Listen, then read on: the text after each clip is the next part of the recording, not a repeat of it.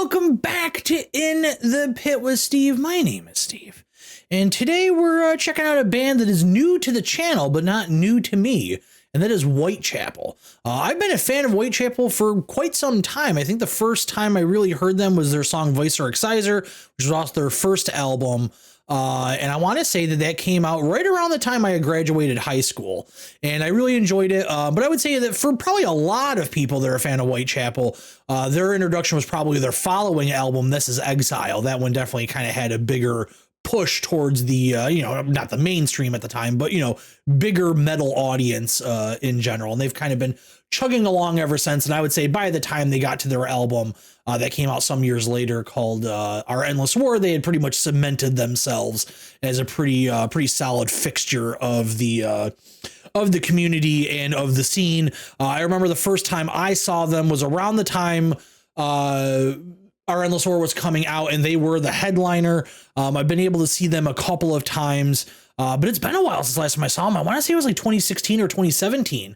The last time I got a chance to see them live, so I'd very much like to check them out. I've really enjoyed the kind of evolution the band has taken with their album The Valley, specifically the song When a Demon Defiles the Witch. They decided to start introducing clean vocals. Vocalist Phile Bozeman was always known for having one of the nastiest harsh vocals out there, and he had absolutely beautiful cleans to go along with it. They followed that up with an album called Kin, which was both very well received critically as well as by the fans.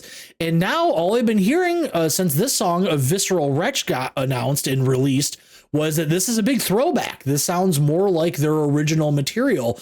And I've done my very best to avoid the song, but I've seen a lot of people talking about it online, both in the metal kind of media outlets, but as well as people that I know, friends on Facebook that are fans of the band saying like, hey, this is something really special. So I am very excited to listen to this song. From what I can tell, there's no album announcement attached to this. It's just a single that they decided to put out. They do have a very big tour starting soon, so maybe it's just, hey, we're doing this single to promote the tour. But this very well may be indicative of the next album, the next EP, whatever they decide to do. So, maybe this is kind of, even though I guess it's, we'll see what it sounds like when we get to it, a throwback for them. Maybe this is, an insight into the next chapter of their sound and next chapter for the band. So without any further ado, let's get in the pit with Whitechapel.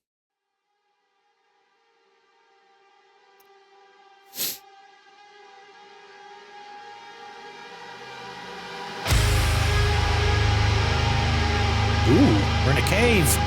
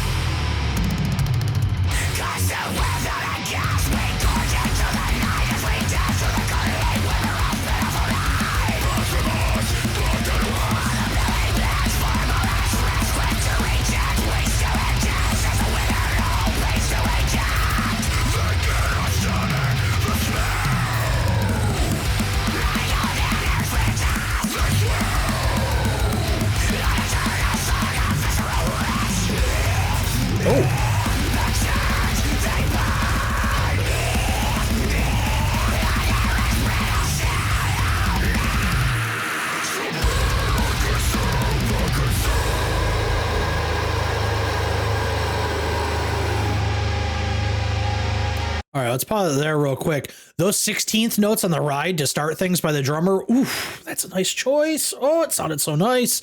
Yeah, this is definitely, this sounds like late 2000s era deathcore. This is some solid stuff. Phil sounds like he's at the top of his game. Those like retching, like throwing up vocals are just like such a nice little addition to this. Yeah, this is some good stuff right now. This is some solid, just the pit is going nuts when this song comes on. So yeah, this is, I get it. I get what everybody's talking about this. Let's get back into it.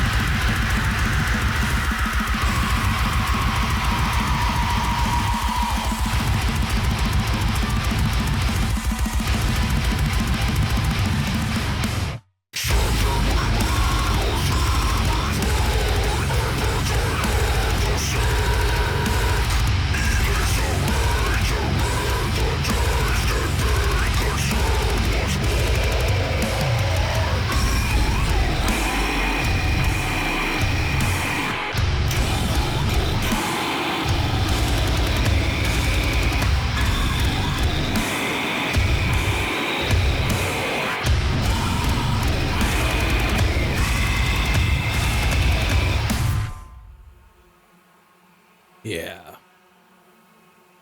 All right. Do you have anything else at the end of the song?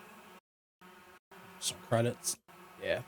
All right. So I think the initial impression of the song is, listen, the song is great. We'll get into that. But I think the initial impression of the song is like the end of To the Hellfire by Lorna Shore, the moment that went like super viral when he was doing like those like pigs getting slaughtered sounding screams. Is like, what if we just turn that whole section of just trying to make the most ridiculous screams possible into an entire song? I mean, this is kind of like what the blueprint for this is, like the elevator pitch for this song. But I mean, this song is so much more than that. You know, this song is not just a gimmick of Phil trying to just make the most ridiculous noises he possibly can. It is a very good song. I think it's great. You know, I would say that at this point in time, I probably prefer the more melodic side of Whitechapel that we've seen off the most recent albums, but there is 100% room for this stuff out there. I really, really enjoyed this. There was some stuff that was going on, like sound effects wise, that was happening during like the main riffs. I don't know if it was just a synth that they were using to create it, or, you know, wherever they got the sound from, but it definitely added a bit to it. I really, really enjoyed it. I thought the drummer had some really nice parts in there. Like I said, that 16th note section at the beginning really stood out, and he had some really tasteful kind of blast beat patterns tossed in there as well. But I mean, the star of the show in this song is Phil's vocals. I mean, that's really kind of what the focal point is. That's not to say that like the musicality portion, the actual, you know, instrumentation is poor or anything. But I mean, you know, in every song that's ever written, there's always a focal point of the song. And in this particular one, it is, you know, Phil just really pushing himself to come up with some crazy ass shit. Lyrically, I definitely picked out a couple of like throwback references in a way to older songs, so that was kind of cool. Very specific words that Phil uses, what I mean is very specific words that Phil has used on older songs. So I think it's cool. I think it's also nice to see a band sort of like embracing the sound that got them to where they are. Obviously, they made a stylistic change, but they haven't really forgotten that. You know, you look at bands that have really evolved over the course of time, not to say that they're like embarrassed of what they used to sound like or anything like that, but I mean, you know, Bring Me to the Horizon started off as a deathcore band. Parkway Drive started off as a deathcore band. And, you know, it's kind of cool to see Whitechapel be like, yeah, you know what, let's do something that sounds like what we were doing almost 20 years ago at this point. So I think that's kind of a neat idea. So yeah, I have no complaints about the song.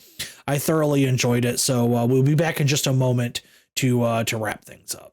Yeah, I think it would be really reductive of people. I don't really know what the discourse surrounding the song is, but I think it would be very reductive for people to say that like the band is taking a step backwards in trying to sound like what they used to sound like, because it's not that. Like, this doesn't sound like this song doesn't really sound like it would have fit in on Somatic Defilement or This Is Exile. Like, it is still a modern sounding song with a lot of like the modern tropes of the genre. I think if the song came out back then, it would have blown people's minds with the stuff he's doing with his voice. But I think it's interesting for a band to be like, yeah, you know what, let's kind of kick it backwards and see what we can kind of pull from by using almost ourselves as an influence in a weird way, and see like what would our band 15 years ago sound like through the modern lens. And I think that's a really interesting thing for a band to do. So I give them a lot of credit for doing that. I am very excited to see what other material they release, whether they do another song this year, whether this is kind of the precursor to a new album next year, whatever it may be. I am really looking forward. I got to check. I have their Wikipedia pulled up. When their last album? Yeah, Kin, it was a while ago. So yeah, Kin was almost 3 years ago at this point. So next year, you know, 4 years, that's one of the longest. That would be the longest time between albums. Previously, they had a 3-year gap between. No, they've never gone more than a 2-year gap between records. So yeah, this would be the longest time spent between albums for them. So I'm curious to see what they've been working on, seeing what they're kind of cooking up down in Tennessee. So let me know what you think. If you're a longtime Whitechapel fan like me, is this kind of what you were hoping, you know, this song would be with all the buzz that's been going on around it. So yeah, let me know. But other than that, it's going to do it for me.